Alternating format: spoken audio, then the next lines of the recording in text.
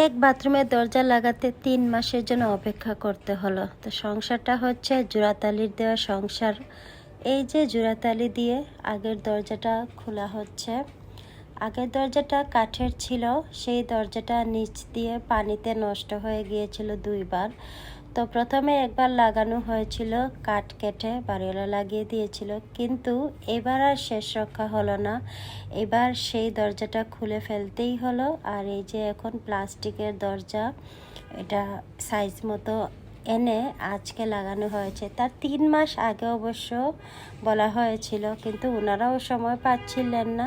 ঢাকা শহর বাড়িওয়ালারা আসলে ওনাদের তো আর একটা বাড়ি থাকে না, ওনাদের ২-৩টা বাড়ি থাকে, ওইদিকে এদিকে আসা যাওয়া করতে করতে হয়তো ওনারাও সময় পাচ্ছিলেন না। তো আজকে সময় করে দরজার মাপ নিয়ে এই তো দরজাটা আনা হলো। আর দরজার কালারটা অবশ্য খুব সুন্দর হয়েছিল, যদিও প্লাস্টিক, কালারটা ছিল সেম কাঠের মতো।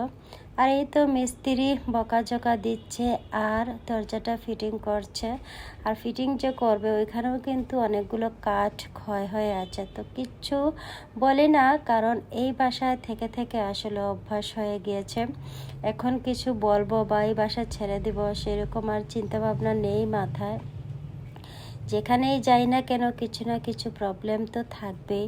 তো এখানে যেহেতু প্রায় 10 বছরের উপরে আছি এই বাসাতে, তো এখান থেকে বাসা চেঞ্জ করার কোনো রকম মন মানসিকতা নাই আমার।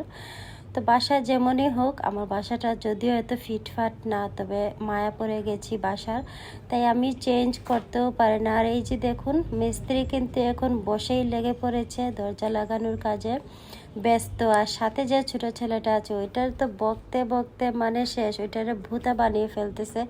বকাঝকা দিতে দিতে তো হাসছিলাম আর ভিডিওটা করছিলাম, কারণ ওই মিস্ত্রি ওই পিচ্চিটাকে অনেক বকা দিচ্ছিল, এটা নাকি ওনার চাচাতো ভাই হয়।